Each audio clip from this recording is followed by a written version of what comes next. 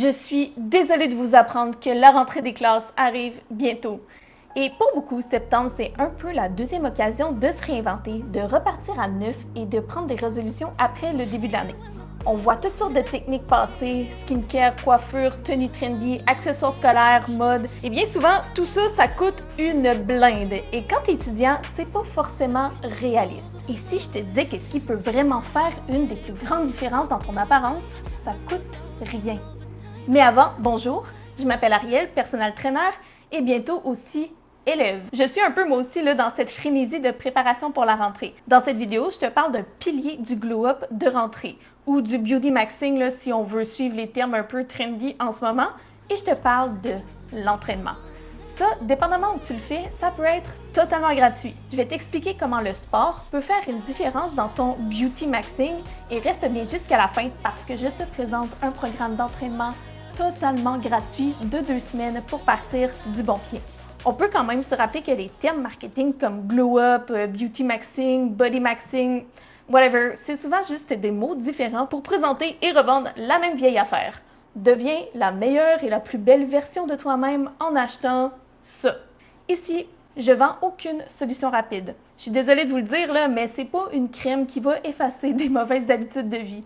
Être au top de sa shape, ça demande plus de temps, d'engagement et de rigueur que de s'entraîner une semaine avant la rentrée. Mais pas de panique! Avec ce dont on va discuter aujourd'hui, vous allez au moins être outillé pour démarrer motivé et surtout persévérer. Parce que si tu vois toutes ces vidéos arriver sur ta For You page avant la rentrée et tu te demandes ce qui vaut réellement la peine, premièrement, là, il faut revenir à la base. Et s'entraîner, ça coûte rien ou presque. Et le flex, là, c'est qu'une condition physique que tu as construite, ça ne s'achète pas. Et ça, c'est le luxe ultime, même si t'as pas un rond. Bon, je viens quand même de baser toute ma vidéo sur l'idée que l'exercice peut améliorer ton apparence. Donc, avant d'aller plus loin, est-ce qu'on a réellement des données qui vont dans ce sens? Il y a justement une étude publiée en 2024 qui s'est pratiquement posé cette question. Does physical exercise enhance physical appearance? Désolée pour l'accent. Les chercheurs ont utilisé les données de 25 460 personnes provenant de la China Family Panel Studies de 2018. Et il y a un détail que j'aime particulièrement dans cette étude. Ils n'ont pas simplement demandé aux participants « Est-ce que tu te trouves plus beau depuis que tu fais du sport? » Parce qu'évidemment, ça pourrait être influencé par leur estime personnelle, leur humeur ou leur propre perception tout simplement. Dans le CFPS, ce sont plutôt les intervieweurs qui attribuaient aux participants un score d'apparence physique allant de 1 à 7. C'est quand même rough, là. Imagine la personne elle passe devant toi puis elle est comme 1, 2. J'espère qu'ils l'auront pas dit. Les chercheurs ont ensuite étudié la relation entre ce score et le temps consacré à l'exercice. Ils ont contrôlé plusieurs variables qui pouvaient aussi influencer les résultats. L'âge, le sexe, le lieu de résidence, l'indice de masse corporelle, l'état de santé, le tabagisme, le niveau d'éducation, le statut marital, le revenu et la région. Résultat, l'activité physique était positivement associée au score d'apparence physique attribué par les évaluateurs. Et les chercheurs ne se sont pas arrêtés à une seule analyse. Ils ont notamment réalisé des tests de robustesse et utilisé une méthode par variable instrumentale pour essayer de réduire certains problèmes comme la causalité inverse ou des variables confondantes non observées. L'association positive persistait. Maintenant, je mets un gros astérix ici, là. Ça veut pas dire que cette étude a prouvé que chaque heure passée au gym te rend automatiquement plus beau. Et là, j'ai pas de corrélation précise à te donner, là, du genre 6 heures de gym par semaine rend 23% plus beau au bout de 4 semaines, par exemple. L'apparence reste évaluée par des humains et contient donc nécessairement une part de subjectivité. Et c'est pas comme un essai clinique randomisé où on aurait pris 2 groupes identiques pour faire entraîner l'un pendant plusieurs mois et pas l'autre. Les auteurs reconnaissent eux-mêmes certaines de ces limites, mais elles nous donnent quand même quelque chose de vraiment intéressant. Dans ce très grand échantillon, les personnes qui faisaient davantage d'activité physique avaient tendance à recevoir de meilleurs scores d'apparence. Alors maintenant, la question intéressante, c'est pourquoi? Est-ce que l'exercice peut changer ce qui pourrait contribuer à la façon dont on paraît? Et là, on a plusieurs pistes. On va commencer par la plus évidente, ton corps. L'entraînement peut modifier progressivement ta composition corporelle. Tu peux construire du muscle, tu peux aussi perdre du gras si tu es en déficit calorique et que c'est quelque chose que tu souhaites. Avec la musculation, ce qu'il y a d'intéressant, c'est qu'on peut, dans une certaine mesure, choisir les groupes musculaires sur lesquels on veut mettre davantage l'accent. On peut choisir de se faire plus de fessiers, plus d'épaules, plus de quads. Évidemment, on ne choisit pas sa génétique, comme ses insertions musculaires, la structure de ses os ou exactement l'endroit où notre corps va stocker et perdre son gras. Mais on peut orienter notre entraînement. Et ça, c'est une distinction importante avec une grosse partie de ce qu'on peut vous vendre dans le beauty maxing. Tu peux acheter une robe à 300$, tu peux acheter le sérum viral, tu peux acheter le sac, les chaussures, les bijoux, tout ce que tu veux, mais tu ne peux pas acheter les adaptations physiques produites par des mois ou des années d'entraînement. Tu dois les construire. Et ça, c'est ce qui est un peu malheureux ou décourageant pour certains, c'est que ça prend du temps. Mais ça fait partie des choses que je vais défendre jusqu'à la mort. Les meilleures choses prennent du temps. Mais si vous voulez un ordre d'idée générale, en 3-4 semaines de programme d'entraînement et d'alimentation qui suit aussi, vous commencez à ressentir les effets, peut-être être plus à l'aise dans vos vêtements et un petit peu visuellement. Et quand on parle de recomposition corporelle, il faut persévérer au moins 8 à 12 semaines pour avoir vraiment l'effet visuel plus marqué. Ça, c'est général, ça dépend de votre objectif et de beaucoup d'autres facteurs aussi. Et ça m'amène à dire que le meilleur accessoire, c'est peut-être toi. Et là, on va parler des vêtements. Je vois passer des back-to-school hauls avec une quantité impressionnante de vêtements. Et attention, je suis absolument pas en train de dire que vous ne pouvez pas vous acheter une nouvelle tenue pour la rentrée. Moi aussi, j'adore ça. M'acheter une nouvelle tenue, ça fait partie des choses que je fais pour me gâter ou me récompenser. Une nouvelle tenue, ça peut faire partie des petits plaisirs de septembre. Mon point, c'est plutôt que tu n'as pas besoin de refaire toute ta garde-robe pour commencer à te sentir mieux dans ce que tu portes. Et il y a un exemple qui illustre ça très bien. Marilyn Monroe dans un sac à patates. Eh oui, on retrouve plusieurs versions de l'histoire derrière ce photoshoot. L'une des plus répétées raconte qu'il aurait été réalisé après qu'on ait critiqué une tenue portée par Marilyn Monroe et suggéré qu'elle n'était attirante que grâce à ses vêtements. Une journaliste aurait critiqué la robe tacky et provocante que la star portait lors d'un événement et aurait dit qu'elle aurait mieux fait de se vêtir d'une housse à pommes de terre. Jalouse! D'autres versions disent que c'est juste un défi qui a été lancé comme ça. Mais bref, le résultat est le même. C'est littéralement Marilyn Monroe dans un sac à patates, avec des très cool talons hauts orange aussi. Ça reste Marilyn Monroe et elle est fabuleuse dans son sac à patates. Les photos ont eu un succès fou, C'est la façon de le porter et de l'assumer qui fait cet effet. Un corps fort que vous entraînez, dont vous prenez soin et que vous trouvez harmonieux va être le support parfait pour n'importe quel vêtement. Le vêtement peut embellir une personne, mais c'est la personne qui porte le vêtement et pas l'inverse. La posture. L'entraînement peut potentiellement modifier quelque chose qui change immédiatement la façon dont on porte nos vêtements ou qu'on se porte nous-mêmes finalement. Notre posture et notre contrôle corporel. Des muscles suffisamment forts participent évidemment au maintien et au contrôle du corps et de la posture. Un dos plus fort, par exemple, va permettre de garder les épaules bien vers l'arrière plutôt que d'être recroquevillé comme ça. Avoir une belle posture, c'est tout de suite plus charismatique. L'autre élément qui contribue à avoir une belle posture, c'est que l'entraînement nous demande aussi constamment de savoir où notre corps se trouve dans l'espace, de contrôler nos mouvements et de développer notre proprioception. La proprioception, c'est la capacité du corps à percevoir sa propre position, ses mouvements et sa force dans l'espace. Et ce, sans avoir besoin d'utiliser la vue. Elle repose sur des récepteurs situés dans les muscles, les tendons et les articulations. Ça permet d'avoir une meilleure conscience de son corps. Donc, la posture, on va être plus alerte à la maintenir. On va donc être en mesure de faire un effort conscient pour maintenir notre posture. On peut comprendre pourquoi ça peut devenir intéressant pour l'apparence.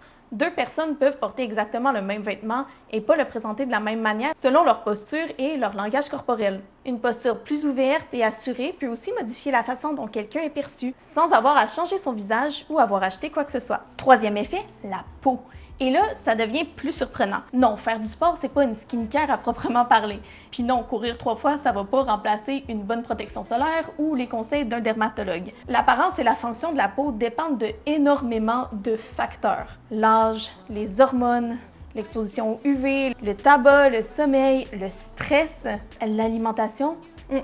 Et probablement plusieurs autres variables individuelles. Une revue publiée en 2024 souligne notamment l'importance de ces différents facteurs avant même de parler de l'exercice. Mais lorsque les chercheurs regardent spécifiquement l'activité physique, plusieurs mécanismes intéressants apparaissent. Premièrement, il va y avoir la circulation cutanée.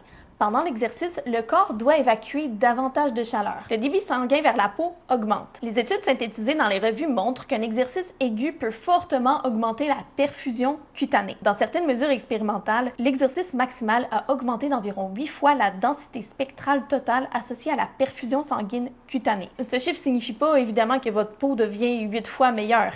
Il décrit simplement une réponse physiologique de circulation. Mais concrètement, qu'est-ce que ça change visuellement?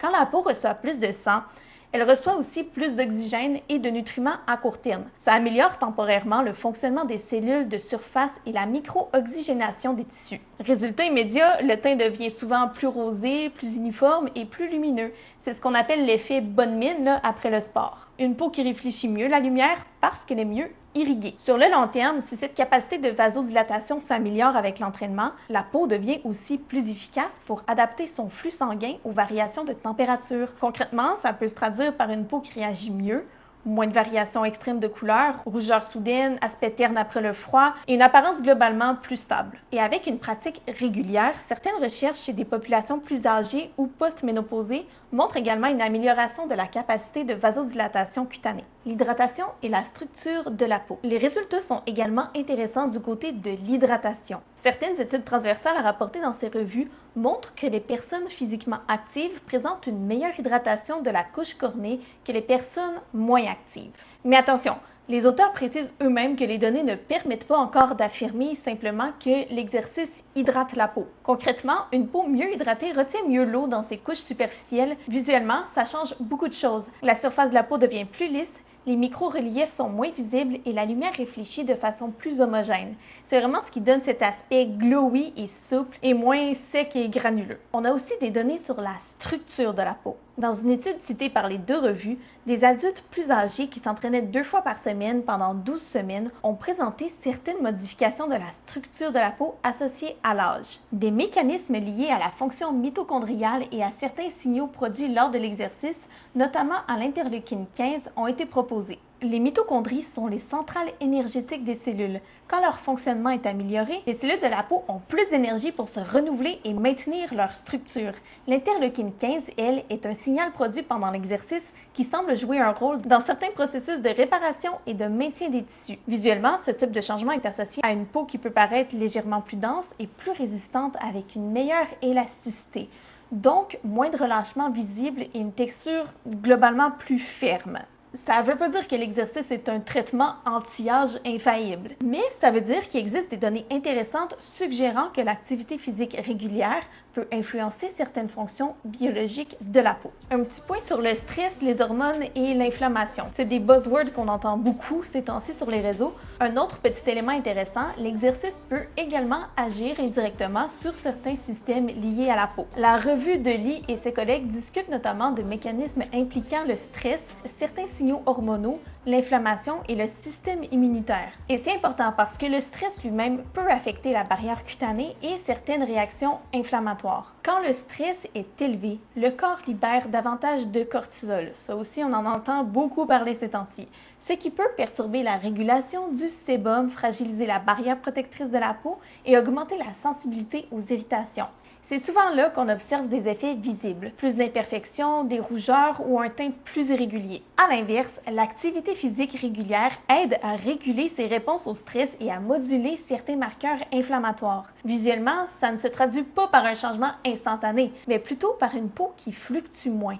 Moins de pics d'irritation, moins de variations soudaines et un aspect globalement plus stable. Mais encore une fois, on ne peut pas transformer une chaîne de mécanismes biologiques en promesse de beauté. C'est juste pour avoir une vision globale de ce que l'activité physique fait pour votre peau. La conclusion raisonnable, c'est simplement que l'exercice peut influencer plusieurs systèmes internes qui participent à la santé cutanée. Et les auteurs insistent eux-mêmes sur le fait qu'on manque encore de données cliniques robustes pour plusieurs de ces effets. Mais c'est une piste très intéressante et très prometteuse. Il y a aussi évidemment le revers parce que l'exercice peut nuire à la peau. Mais dans ce cas-ci, on parle plus de faire du sport dehors sans protection solaire, ce qui peut augmenter l'exposition aux UV. La transpiration et la friction peuvent irriter certaines peaux. Certaines conditions dermatologiques peuvent être aggravées dans certaines situations.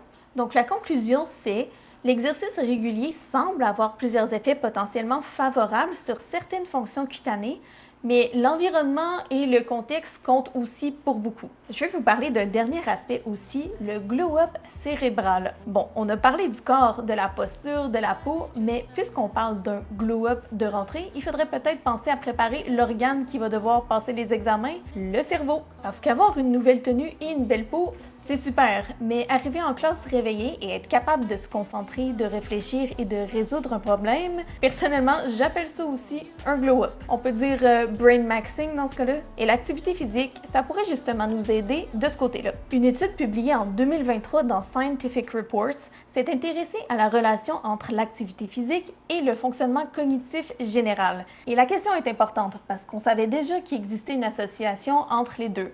Mais une association ne nous dit pas nécessairement dans quel sens ça fonctionne. En gros, est-ce que bouger améliore les fonctions cognitives ou est-ce que les personnes qui ont de meilleures fonctions cognitives ont simplement plus tendance à bouger parce qu'elles savent ce qui est bon pour elles, elles sont plus éduquées, plus disciplinées, etc. Donc pour essayer de démêler tout ça, les chercheurs ont utilisé les données de grandes études génétiques et une méthode appelée randomisation mendélienne. Je vous épargne le cours de génétique. L'intérêt de cette méthode, c'est qu'elle permet de réduire certains problèmes des études observationnelles classiques, notamment les facteurs confondants et la causalité inverse. Et surtout ici, l'activité physique n'était pas simplement déclarée par les participants.